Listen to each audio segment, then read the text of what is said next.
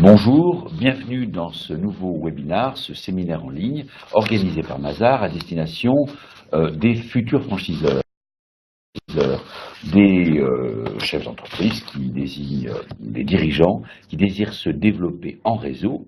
La question qui se pose aujourd'hui, c'est celle du recrutement des affiliés, de nouveaux affiliés, par l'information précontractuelle. Le thème de ce séminaire aujourd'hui, c'est justement l'information précontractuelle. Alors c'est un terme un peu barbare, mais qui se comprend bien et que vous allez décortiquer, vous Michel Kahn et vous Nicolas Coutel. Bonjour. Alors, Michel Kahn, on vous retrouve dans ces séminaires régulièrement, consacrés donc justement au développement par la franchise. Rappelez-nous votre activité depuis plus de 35 ans auprès des réseaux dans le cadre du cabinet Michel Kahn. Voilà. Alors, le cabinet Michel Kahn Consultant est spécialisé depuis 40 ans dans la structuration, l'animation et le développement de réseaux de toute forme de commerce organisé indépendant ou de commerce associé. Nicolas Coutel, Mazars organise ces séminaires très régulièrement parce que Mazars, notamment avec son maillage territorial, est au plus près des réseaux du commerce organisé indépendant. Bonjour Pierre, effectivement, Mazars est un accompagnateur depuis plusieurs années maintenant de ce que nous appelons des graines de réseau, c'est-à-dire tous les entrepreneurs qui ont un concept qui est dans les standards de performance supérieurs aux standards de performance de leur marché, de leur secteur, pour les accompagner dans leur développement, leur structuration sous la forme d'un réseau de commerce organisé indépendant, notamment la franchise, mais pas uniquement, tout à fait. Alors, nous l'avions vu dans les précédents webinars, il y a différentes étapes avant de se lancer et de créer un réseau de franchise. Il y a aussi cette étape qui est très importante de recruter de nouveaux affiliés, de nouveaux porteurs finalement de l'enseigne dans les réseaux. Il y a des conditions qu'il faut respecter. Michel Kahn, un texte qui est incontournable quand on parle d'information précontractuelle, c'est la loi Doubin. Alors, vous avez été un des artisans de cette loi. Expliquez-nous un petit peu d'où elle vient, qu'est-ce qu'on entend par cette loi. Voilà, alors le ministre du Commerce et de l'Artisanat de l'époque, François Doubin, avait ressenti la nécessité de légiférer en la matière à la suite d'une période qui a été un petit peu trouble dans le monde des réseaux, où on a tout fait n'importe quoi. Et il fallait évidemment mettre de l'ordre, ce qui s'inscrivait d'ailleurs dans une logique internationale, parce que le Full Disclosure Requirement aux États-Unis existait bien avant la loi Doubin. Mais elle avait du sens au moment où elle s'est imposée en France, c'est-à-dire en 89, le 31 décembre. Alors, cette loi dite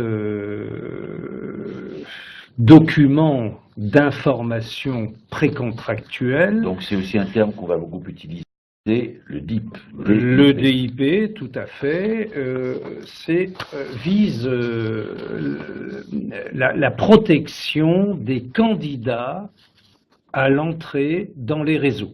Alors, volontairement, je ne dis pas les candidats à la franchise, puisque bien que les textes récents visent seulement les contrats de franchise, cette loi vise absolument toutes les formes du commerce organisé indépendant, quelle qu'elle soit, pour protéger les candidats qui veulent entrer dans ces réseaux, pour qu'ils aient possession d'une information sincère et loyale, pour qu'ils maîtrisent absolument toutes les conditions, tous les tenants aboutissants aussi, toute l'économie et le business model, et pour qu'ils puissent avoir cette information en toute connaissance de cause avant de s'engager. Donc on rappelle, il est obligatoire. La loi rend obligatoire la fourniture, la transmission de ce document, le DIP, du franchiseur au franchisé, au futur franchisé. Ce document, vous allez le décortiquer un petit peu plus, doit comporter ces trois aspects: sincérité, et être transmis avant la signature du contrat et en toute connaissance de cause. les conditions requises pour appliquer ce document, quelles sont-elles, Michel Calle? Alors, on va les retrouver dans l'article aujourd'hui 330 du Code 3 du Code de commerce.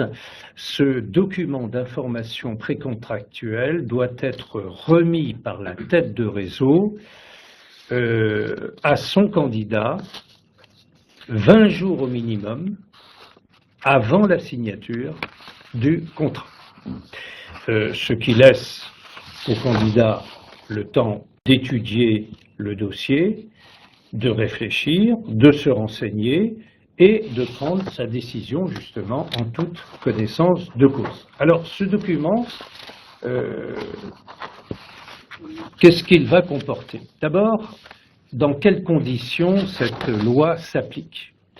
L'article 1er de la loi dit clairement qu'il concerne toute personne, donc quels que soient les réseaux, personnes physiques ou morales, qui met à la disposition d'une autre personne son nom commercial, son enseigne, sa marque, en exigeant d'elle une exclusivité ou une quasi-exclusivité pour l'exercice de son activité. Alors, qu'est-ce qu'on peut dire sur la notion de quasi-exclusivité? Qu'est-ce que c'est que la quasi-exclusivité?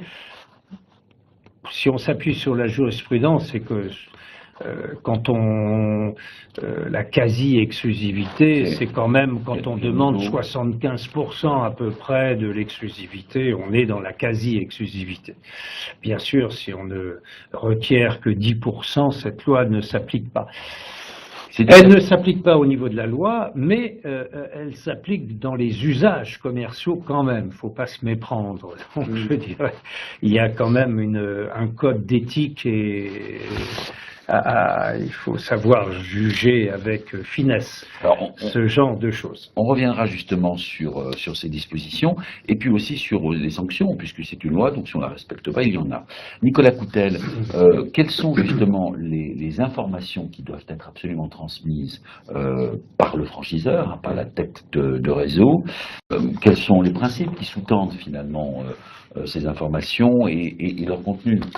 Alors, effectivement, Pierre, en termes de principe, il ne faut pas oublier que, bien que figurant dans le cadre précontractuel, les informations engagent pour autant le franchiseur qui doit veiller à leur parfaite sincérité lorsqu'il les fournit. Comme vous l'avez précisé, au minimum 20 jours avant la signature effective du contrat. Alors, après, si le franchiseur ne disposait pas de certaines informations qui sont requises, il doit le mentionner et expliquer les raisons de cette absence, de ces lacunes. C'est un peu l'application du principe comply or explain qui a lieu en termes de gouvernance financière. Donc là, la sincérité est importante, c'est la base du consentement, la raison sur laquelle s'engage le franchisé dans le réseau.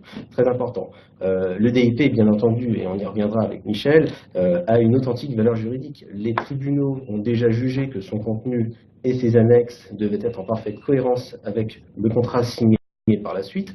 On peut préciser également que l'article 1er du décret d'application de la loi Doubin du 4 avril 91, abrogé en 2007 et transposé dans le Code de commerce à l'article L330-3, précise l'ensemble des informations, et j'y viens, que le DIP doit indiquer et qui constitue encore une fois un minimum légal au-delà duquel on peut aller, j'y reviendrai juste après. Alors, qu'est-ce qu'on retrouve comme information minimale, on va dire? Il y a plusieurs types d'informations, celles qui ont trait à la tête de réseau elle-même, celles qui concernent le réseau lui-même, ce qui concerne également le marché, le contrat et les investissements. Donc je vais détailler chacune de ces catégories. S'agissant de la tête de réseau, on va déjà retrouver l'identité, qui est mon co-contractant, moi en tant que franchisé, quelle est la raison sociale de l'entreprise, qui sont les actionnaires de cette structure, sa forme sociale, quels ont été ses résultats financiers, c'est important de savoir que la structure opérant le concept est saine financièrement, on a fait ses preuves. Petit clin d'œil, dans le cadre d'une master franchise, qui est un cas un peu différent, le candidat franchisé va devoir s'enquérir de l'identité à la fois de son franchiseur, mais aussi de son master franchisé, dans sa propre zone, qui va être son co-contractant direct, donc petite subtilité. Donc, par rapport à la tête de réseau, voilà les informations clés à retenir. Pour le réseau lui-même, il y a plus de... retenir, c'est-à-dire à mettre dans le document le DIP. Avoir en tête, et évidemment, à renseigner dûment dans le DIP, tout à fait. Ensuite, concernant le réseau, donc la tête de réseau doit préciser plusieurs choses. La liste des entreprises avec l'indication du mode d'exploitation et la date de conclusion du contrat avec chacun des franchisés. Très important. Également, en termes de turnover, le nombre d'affiliés ou de franchisés dont les relations contractuelles avec elles ont cessé au cours de l'année écoulée et en précisant le motif. Très important. Également, le nombre de points de vente diffusant le même produit, même type de produit dans la zone de chalandise ou d'exclusivité envisagée. Donc on le voit, c'est quand même, ça va assez loin en termes d'investigation. Par rapport au marché, j'en avais parlé lors d'un précédent webinaire, mais je veux vraiment insister là-dessus. Il doit figurer des informations relatives à l'état national et local du marché. Pas l'étude, j'insiste, mais l'état national et local. Et évidemment, le franchiseur précisera à mon droit les perspectives de développement sur ces deux marchés, local et national, des produits et des services qui font l'objet du contrat et du mix lié au concept. Par rapport au contrat, justement, alors, il est important de préciser qu'un exemplaire du contrat liant les deux parties doit être annexé au DIP.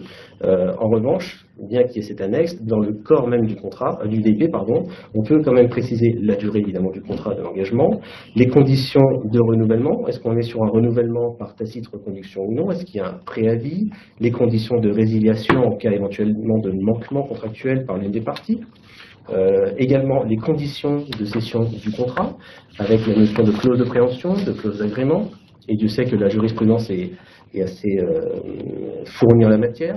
Les clauses d'exclusivité prévues, est-ce qu'il s'agit d'une exclusivité professionnelle, d'approvisionnement, territoriale, et enfin les obligations de non-concurrence et de non-réaffiliation contractuelle comme poste d'ailleurs contractuel, et qui doivent faire l'objet d'une contrepartie notamment financière. Et enfin, dernier chapitre, les investissements qui sont nécessaires pour rentrer dans le réseau. Donc on va préciser dans le détail le montant et la nature des investissements et des différents aménagements que le franchisé va devoir engager avant son entrée en exploitation. D'ailleurs, on précise que ces dépenses sont vraiment très particulières et imputables à la spécificité du concept. C'est celle que le franchisé n'aurait en principe pas eu à engager s'il n'avait pas décidé de rentrer stricto sensu dans ce réseau-là. C'est-à-dire, on parle là par exemple d'aménagement d'un local, de couleur, notamment spécifique au concept d'aménagement, de spécificité d'architecture. On est vraiment dans l'ADN du concept. Là, vous parliez de conditions minimum. Michel Kahn, tout ce que vient de décrire Nicolas Coutel, bon, c'est assez compliqué, assez complexe. Où est-ce qu'une tête de réseau peut se renseigner, auprès de qui peut-elle trouver justement, établir son DIP en se disant, voilà, j'ai rien raté, je ne vais pas me mettre en la loi.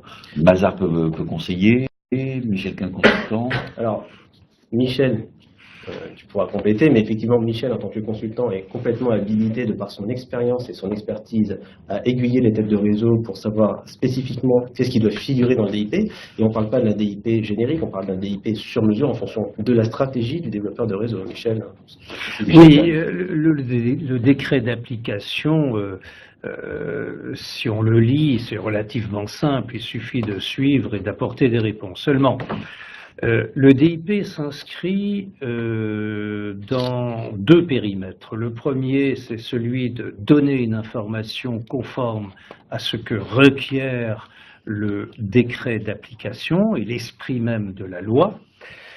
Et la deuxième façon, le deuxième périmètre, c'est de travailler ce dossier et ses réponses pour les agencer harmonieusement dans le DIP, pour en faire un document d'information, mais aussi de communication qui va fluidifier l'information, de telle sorte que ce document mis sur le marché, comparé à tous les autres documents, devienne et s'inscrive dans la compétitivité et qu'il soit clair dans le but d'établir une première relation de confiance. C'est un peu autre chose, c'est un peu un travail différent.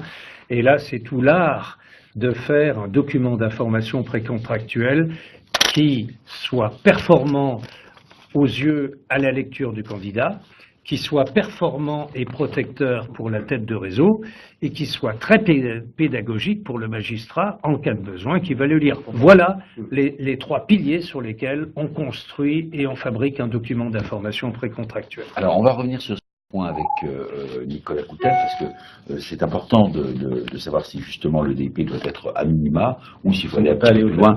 C'est un point sur lequel vous voulez insister, mais une question justement de Christophe qui revient sur des webinaires qui ont été traités il y a quelques semaines. Donc Christophe, si vous voulez vous rendre sur le site de Mazars, vous pourrez trouver la réponse à cette question, mais peut-être Michel Kahn, au bout de combien de temps d'exercice, d'activité, puis-je rechercher des affiliés?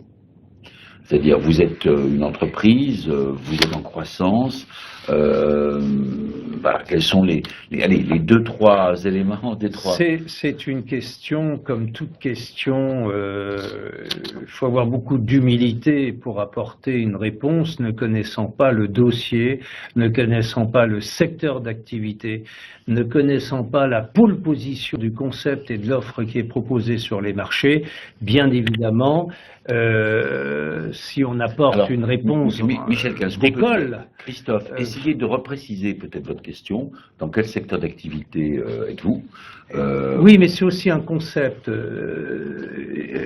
Les graines de réseau qui se mettent en pole position pour se présenter sur les marchés de la franchise et du partenariat doivent tenir compte de l'aspect novateur de leur offre, de leur concept. Si l'aspect est très novateur et original, on peut espérer avoir la prime du premier. Si on vise la prime du premier, il faut accélérer la démarche pour prendre position et marquer son périmètre. Christophe est dans le secteur de la formation informatique. Oui, mais alors ça, je ne sais pas. Est-ce qu'il y a des logiciels qui sont protégés? Est-ce qu'il y a une méthodologie très originale? Est-ce que voilà, est-ce que c'est un secteur très pointu, une offre pointue? Qu'est-ce qu'il y a d'attractif? Tout ça, il faut bien sûr. Mais je rassure Christophe, puisque à la clé, il peut bénéficier, en accord avec Mazars, d'un flash diag où nous faisons un état des lieux pour mieux comprendre sa vision, son projet et tout cela. Maintenant, il est évident, pour répondre à la question, en principe, il faut au minimum attendre un compte d'exploitation pour avoir une idée de ce que serait le business model, parce que réitérer du déficit, c'est pas la meilleure des affaires pour les candidats.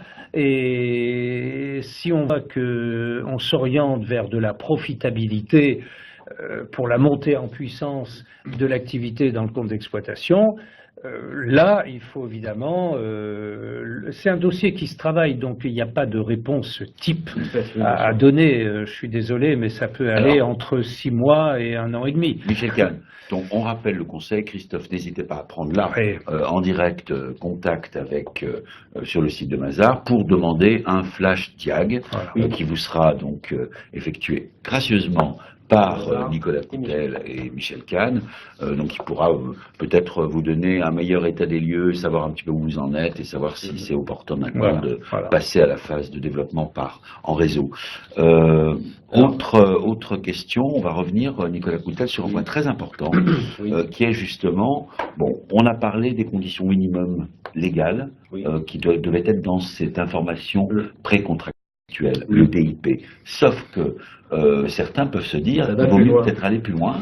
Ça peut être vis-à-vis de la concurrence un bon argument. Complètement. Les conditions dans lesquelles la loi Doubin a été rédigée et produite fin 89, les conditions de marché, le niveau de concurrence dans les secteurs n'ont rien de comparable avec aujourd'hui. Aujourd'hui, les réseaux sont extrêmement concurrentiels entre eux. Il y a une guerre, une chasse aux talents et aux candidats. Ils sont obligés de rivaliser d'attractivité. Ça veut dire non seulement, bien entendu, observer les préceptes de la loi Doubin, mais aller au-delà. Alors aller au-delà, ça veut dire s'engager toujours sous sa propre responsabilité, et faire rentrer dans le champ contractuel des éléments qu'on a intérêt à maîtriser puisqu'ils deviennent binding, comme disaient les anglo-saxons, et donc engageants et peuvent être opposables en cas de contentieux. Alors sur quels éléments la tête de réseau peut communiquer et aller au-delà pour justement démontrer qu'elle est encore plus transparente et plus successful? Il y a un certain nombre d'éléments. Le point mort du réseau au plan économique. Vous allez retrouver également les éléments de compte de résultats prévisionnels moyens du réseau. Dégager des moyennes permet d'avoir une excellente idée avant de s'engager. Les résultats économiques du pilote aussi. Michel parlait tout à l'heure d'un certain temps avant de pouvoir réitérer et commercialiser une réussite. Ça passe en l'occurrence par le fait d'avoir expérimenté son concept dans des pilotes, un ou plusieurs, sur plusieurs zones de chalandise, et d'avoir mesuré les résultats économiques pour vendre des résultats positifs et pas du déficit en l'occurrence. Ça peut être aussi pour le management une copie du règlement intérieur du conseil consultatif du réseau. Ça peut être une copie également du code des usages, enfin un certain nombre d'éléments qui ont trait aux instances de pilotage et de management du réseau. Ça peut être la variation de trésorerie nécessaire qu'on va exprimer selon des seuils, des taux, des pourcentages. Et également, j'en ai parlé tout à l'heure brièvement, mais les causes ayant motivé la fermeture des points de vente depuis la création du réseau, ou du moins sur les 5 dernières années, non pas uniquement depuis la dernière année écoulée, l'exploitation peut donner des éléments de réassurance certains pour le candidat. Mais là, vous parliez par exemple du consultatif. Un mot, Michel Kahn, puisque c'est une notion là qui apparaît et qui peut-être doit surprendre une graine de réseau qui ne s'est pas encore développée. Qu'est-ce que c'est que ce conseil consultatif en ce qui concerne les réseaux? Oui, alors là, on n'est plus du tout dans le cadre du DIP. Oui, soit bien d'accord. On a franchi un conseil consultatif, c'est une structure de dialogue adaptée pour certains types de management en fonction de la forme choisie de réseau du commerce organisé indépendant. Voilà, c'est une technique managériale pour échanger de façon horizontale avec ses franchisés. Alors, j'ouvre une parenthèse, quand on dit franchisé, c'est un terme générique. Il faut entendre là les affiliés, les partenaires, les concessionnaires, les licences de marque, toute forme, on est bien d'accord, hein, ça ne concerne pas que la franchise. Donc, savoir dialoguer, échanger, construire et se développer avec un réseau harmonieux et cohérent, ça passe évidemment par des structures de dialogue et des techniques managériales adaptées. Alors, des conseils consultatifs, il y a 5 formes différentes de conseils ou de comités consultatifs, on ne va pas rentrer dans les détails. Encore une fois, la loi Doubin n'en parle pas. Hein, voilà. Là, on est dans le plus. Tout à fait. Alors, parlons du prévisionnel. Nicolas Cotel en a parlé, vous en avez parlé, c'est évidemment très important, puisqu'on se projette quand même dans des résultats. Finalement, le but de cette opération, c'est de gagner de l'argent, de faire des bénéfices, donc le prévisionnel est quelque chose d'extrêmement important, mais c'est un domaine dans lequel il y a un certain nombre de risques de contentieux, Michel Kahn. Alors, cher Pierre, si vous me permettez de vous reprendre ce qui n'est pas dans mes habitudes, je relèverai la phrase « c'est pour gagner de l'argent ». Non, l'esprit du réseau, c'est de faire gagner de l'argent à l'autre. Et voilà tout l'exercice, toute l'architecture et tous les mécanismes. Bien sûr, on arrive à ce résultat. Maintenant, dans les réseaux, il y a des structures qui font que le résultat est donnant-donnant, gagnant-gagnant. Voilà. On peut résumer comme ça. Mais c'est important pour le futur franchisé d'avoir une idée un petit peu de ce qu'il attend, oui. Et donc que lui soit communiqué un prévisionnel. Ah oui. Alors, je tousse quand j'entends un prévisionnel. Mais je sais que Michel sera tous d'accord avec ensemble. moi, parce que Michel nous a beaucoup apporté là-dessus, mais on en est convaincu, c'est-à-dire que il y a un risque d'ingérence de la part de la tête de réseau. Si la tête de réseau se hasardait à transmettre un prévisionnel ou à le co-construire directement avec le candidat franchisé, ne serait-ce que par l'intermédiaire de son consultant ou animateur, développeur.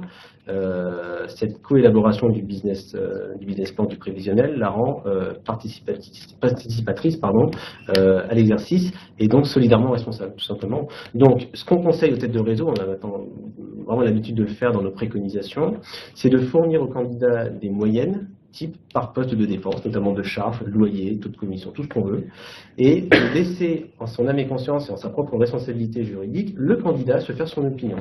Par exemple, dans l'immobilier, c'est le candidat qui va rejoindre, imaginons, Century 21, ERA ou n'importe quel réseau, qui va, par exemple, indiquer le nombre de mandats qu'il estime pouvoir réaliser sur le premier exercice. Par exemple, qui va être d'ailleurs un peu plus long que des 12 mois habituels. C'est sa propre responsabilité. Ce n'est pas la tête de réseau qui va prescrire ça. Et ainsi, c'est l'expert comptable qui accompagne le candidat à l'élaboration. C'est pour ça qu'on a un rôle de tiers de confiance stratégique dans l'élaboration de ce business plan.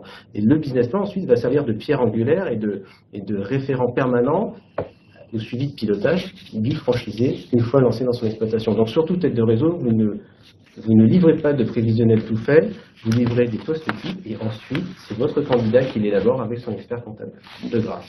En toute indépendance. En toute indépendance. Oui, je dirais qu'en la matière, il faut l'épée et le bouclier. Alors le bouclier. C'est-à-dire... Et l'airbag. Oui. Non, mais je rends d'ailleurs hommage à Mazars, qui, contrairement à beaucoup de cabinets d'expertise comptable qui sont vissés sur des méthodologies d'habitude acquises au fil des siècles dans cette profession, de servir leurs clients dans un cadre de l'ordre établi.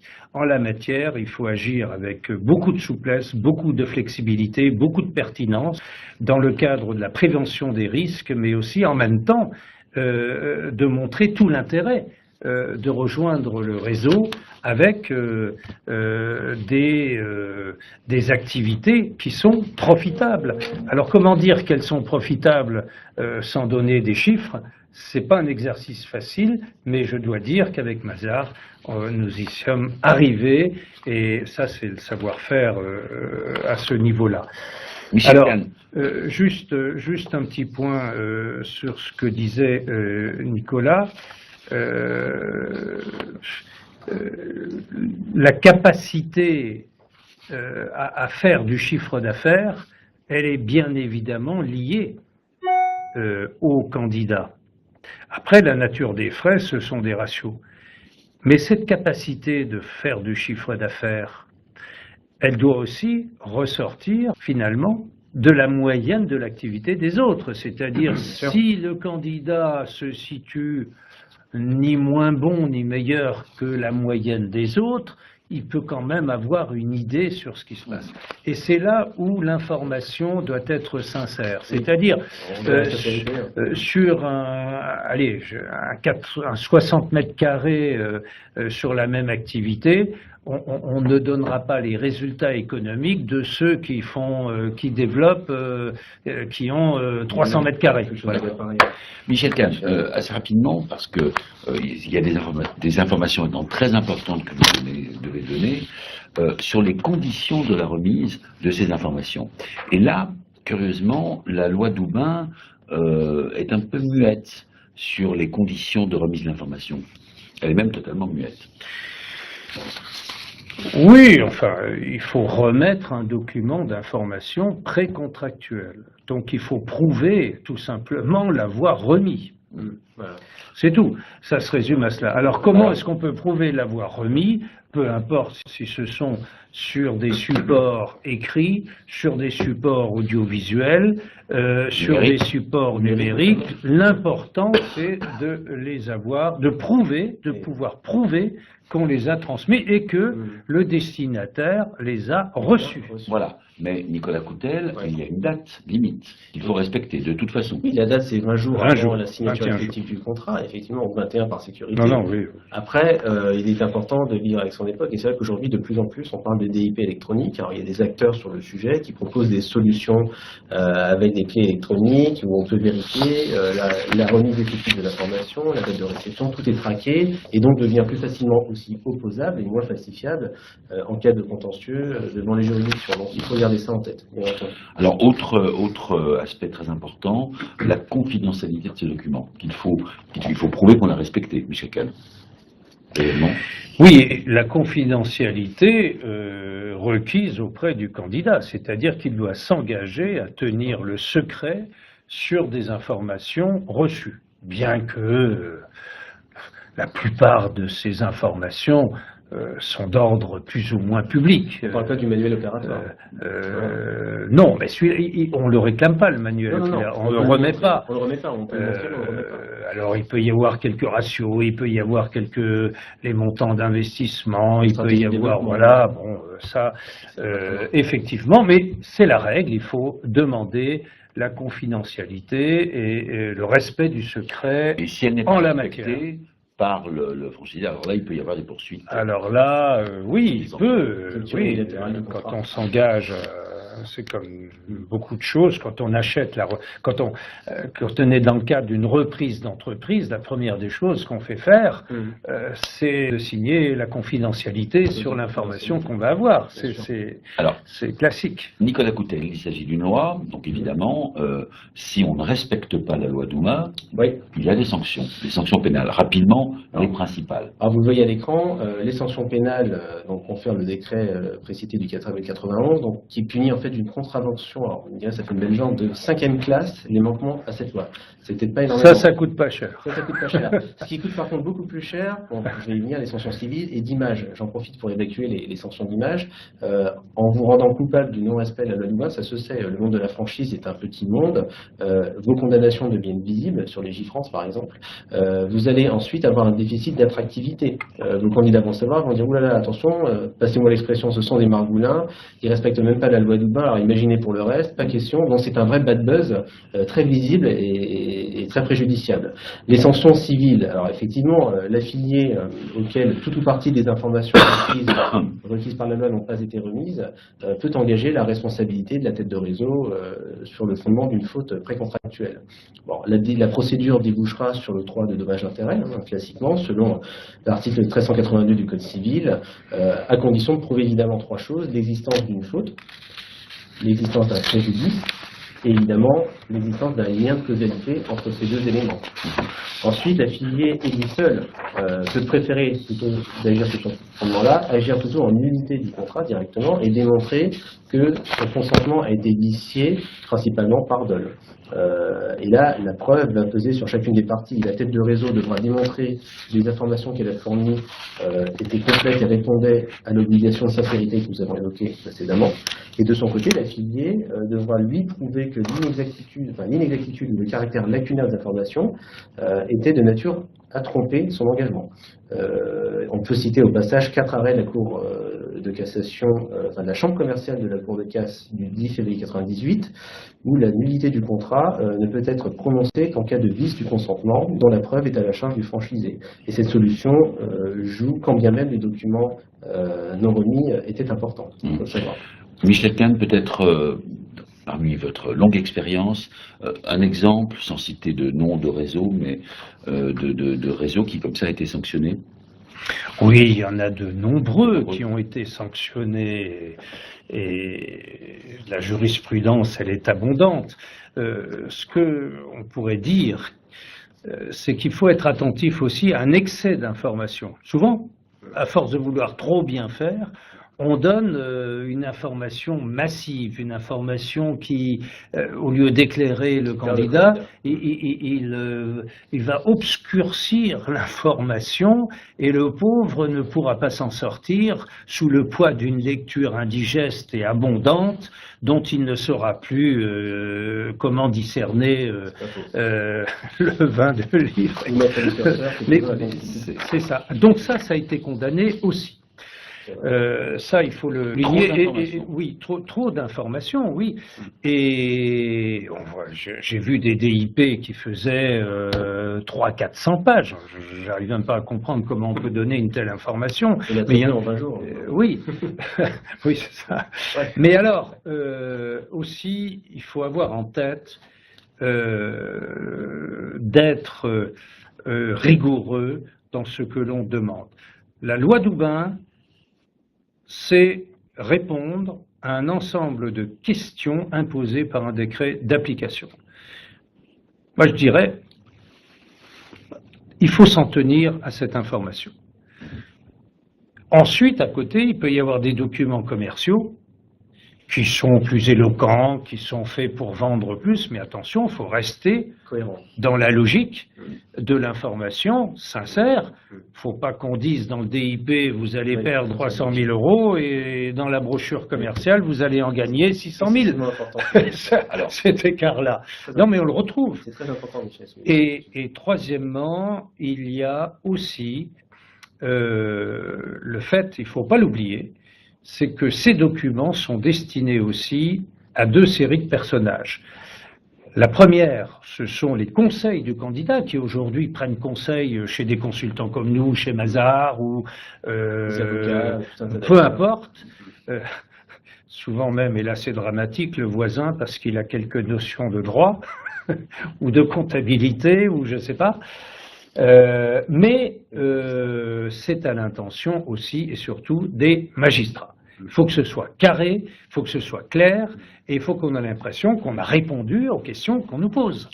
Mais Nicolas Coutel, tout à l'heure, vous disiez, dans le monde de la franchise, enfin, au sens large, il y a beaucoup de concurrence pour trouver un bon affilié, et donc, quelque part, donner un meilleur DIP, est-ce que c'est pas une tentation, finalement, pour essayer d'être plus attractif? Oui, il y a une tentation d'être dans la séduction, mais ce que disait Michel, c'est très important, ne pas trop en dire non plus, parce qu'on va perdre le candidat en route, et surtout avoir une vraie cohérence d'ensemble des informations, notamment financières, de promesses de rentabilité, dans l'ensemble de la documentation, que ce soit le contrat, le DIP, et surtout les plaquettes commerciales, le site, les flyers, toutes les occasions de contact entre l'enseigne et le candidat donnent lieu à des échanges de documents qui doivent être de bout en bout cohérents. C'est très important, parce que le juge va regarder la cohérence de tous ces documents. Alors, en conclusion, en synthèse, quels sont peut-être les bons processus, les bonnes méthodes pour rédiger un bon DIP, Michel Kahn?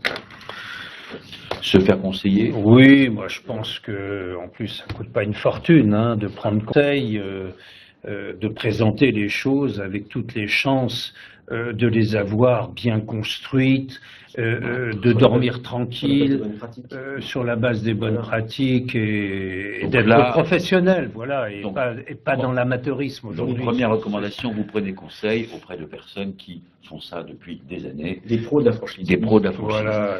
Deuxième conseil, il faut être vigilant, vous en parliez tout à l'heure, sur les deadlines, hein, 20 jours. Là, c'est la loi pour le coup, on peut pas être forclos. Sinon, vous pouvez être sanctionné. On peut le sanctionner, voilà. Donc là, c'est assez simple. C'est la nullité, là. C'est la nullité pure et simple, voilà.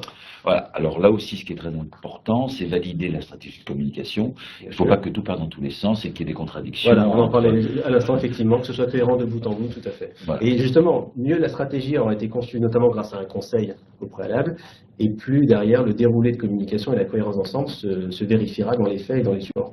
Puis il y a des graines de réseau qui piaffent d'impatience, elles ont envie de se développer, de recruter. Et je crois que tous les deux, vous voulez faire passer quand même un dernier conseil qui est très important, c'est que la loi, ça se respecte. Et donc, le respect de la loi Doubin n'est pas optionnel. Michel Kahn. Non, on ne peut pas y échapper, ça fait partie des règles quand on est dans le cadre de l'article 1er de la loi, bien sûr, mais même en dehors, la notion d'information précontractuelle au sens large aboutit à une attitude qui est du même ordre, du même acabit. Pour conclure, Nicolas Coutel. Je vais revenir sur le dernier point justement de la semaine. Merci Pierre. Parce que c'est un point qui est très important, la sincérité. La sincérité et finalement de faire de ce qu'on perçoit au départ comme une contrainte, le respect de cette fameuse loi Doubin, d'en faire finalement un levier, un outil, une stratégie de différenciation, justement comme vous le disiez, par la sincérité, parce qu'on peut prendre ça comme un véritable atout, et par la transparence, afin d'attirer les meilleurs candidats, avec la précaution surtout de ne pas rentrer dans un excès d'informations, et surtout de rester bien cohérent de bout en bout. Parce que vous le disiez, le monde de la franchise est un petit monde finalement, Tout se sait. et un bad buzz est rapidement arrivé. Alors, pour recruter des affiliés, Ah. lorsque votre image est Vous mettez catastrophique, des années à rattraper ce que vous avez perdu en 10 minutes, donc Voilà. ça d'attention.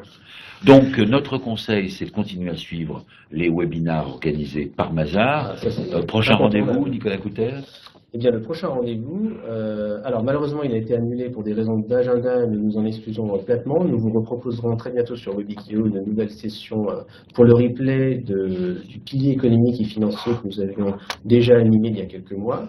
Et le prochain événement aura donc lieu le 8 novembre sur Webikio et nous ferons un zoom sur tous les éléments, alors purement financiers, mais ô combien cruciaux pour un candidat et pour un apprenti franchiseur, qui consiste à communiquer les charges types et justement le prévisionnel. Voilà, merci Nicolas Coutel. Je rappelle Merci Pierre. avec Michel Kahn, vous proposez des flash diag, des diagnostics. Ah, une nouvelle question, excusez-moi Alors, Pierre. une nouvelle question. Une nouvelle question nous a été posée. Des références de franchisés qui marchent en respectant des règles de franchise, n'est-ce pas une garantie de sincérité, justement? Évidemment. Donnez des exemples C'est d'autres affiliés qui... Oui, alors qui attention. réussissent. Alors là, oui, vous avez très bonne question. Merci Philippe pour cette excellente question. Alors, il y a quelque chose qui me vient en tête. En général, le franchiseur communique une liste de franchisés, un peu témoins, qui peuvent justement témoigner de leur bonne expérience au sein du réseau aux candidats. Ils peuvent les recevoir, échanger. Ils sont dans le DIP. Ils sont dans le DIP. Tous. Alors, il y a deux attitudes. Soit le franchiseur indique, mais là on peut se douter que ce n'est pas complètement objectif, c'est un petit peu orienté. Ça, il laisse libre. Ou alors il lui dit, voilà la liste des 180 franchisés, appelez-les. Il et est puis vous les verrez. obligé, il est obligé dans le DIP de donner. Alors si c'est un très grand réseau, il C'est sur la peut zone de Challenge. se limiter aux Voilà. 50 Ça fait plus proche. points de vente ou établissements les plus proches du lieu où c'est envisagé. Et là, il n'y a pas de souci, il ne faut pas se gêner d'entrer en relation avec les candidats à la franchise, et c'est eux qui donneront, avec les franchisés existants, et eux, ils donneront un éclairage Nicolas réel. Coutel, Michel Kahn, c'est une info contractuelle, c'est une info... Oui, oui, oui, oui. Ah bah oui. C'est une exigence de donner la liste des établissements qui Elle en n'est font pas stricto partie. sensu contractuelle, mais elle est dans le DIP, c'est une obligation du DIP. Elle Et est dans après, le DIP. le candidat va pouvoir piocher, en fonction de là où il habite ou de ce qui est pressant, Oui. le franchisé qui va l'éclairer. Alors, il y a une chose qu'on a, si vous permettez, qui est important, qu'on a un peu squeezé, c'est les informations liées au marché. Ça, c'est un élément Oui, c'est vrai. particulier, essentiel, fondamental, qui est à l'origine de 80% des difficultés qui découlent d'un mauvais DIP. C'est d'une part de donner l'état général du marché, les perspectives de développement du secteur d'activité, et pareil, l'état local du marché, les perspectives de développement. Voilà, ça c'est un peu technique, c'est spécifique, et c'est de là que découlent 80% des difficultés que nous rencontrons. Philippe poursuit sa question, c'est toujours important que vous précisiez, vous communiquez, enfin, la tête de réseau doit communiquer la liste, en tout cas, peut-être pas de tous ces franchisés. Si, si. Bon, la liste Mais de si tous le ces réseau franchisés. dépasse En tout cas, les 50, on 50 peut sont la se chose. limiter 50. Mais est-ce qu'il peut indiquer les meilleurs franchisés, ceux qui Alors, font les meilleurs pour moi, les deux. résultats? Il peut, Il y a les deux. mais c'est pas dans le DIP, ça. Non, mais il y a une double modélisation, si je peux dire. Il va y avoir une modélisation par l'exemple, par les meilleurs, effectivement, comme le précise Philippe. Le franchiseur a tout intérêt à dire, voilà les bons élèves, les franchisés témoins, allez les voir, et il y aura du feedback positif sur comment j'ai réussi à exploiter le concept. Et il peut aussi lui-même, pour contrebalancer cela, le franchisé, enfin le candidat, aller voir d'autres franchisés dont il sait qu'ils ne sont pas exemplaires ou qui n'ont pas réussi, C'est plus mauvais. ou plus mauvais, et savoir aussi pourquoi ça n'a pas marché. Voilà. Bien sûr. Alors, justement, peut-être pour prolonger la question de Philippe, est-ce que le franchiseur, la tête de réseau, peut proposer aussi, pointer du doigt, mettre en évidence les unités pilotes? Alors généralement, c'est là où on a parlé du conseil consultatif. Il peut donner les coordonnées du président du conseil consultatif qui pourra donner un éclairage peut-être un petit peu plus neutre et vu d'un angle différent. Le pilote, lui, est le témoin de l'expérimentation, c'est-à-dire que voilà ce que la tête de réseau a été capable de démontrer dans un lieu donné, un marché donné, avec une structure donnée. Bon, ça c'est quand même important, et c'est ce pilote qui a fait l'objet de la réitération d'un modèle qui doit être reproduit et qui normalement devrait permettre à chaque franchisé d'atteindre environ les mêmes résultats. Voilà ce que c'est un vrai pilote, c'est ça. C'est dans le cadre du pilote justement qui est un laboratoire indigo dans lequel on remet au bout du jour en permanence le concept avec les retours terrain. C'est l'innovation continue pilotée. Alors, comme nous arrivons au terme de ce webinaire, très bonne journée et n'oubliez pas, Mazars et le cabinet Michel Kahn ensemble sont à l'écoute et pour le conseil du développement en réseau. Merci. Merci Pierre. À vous.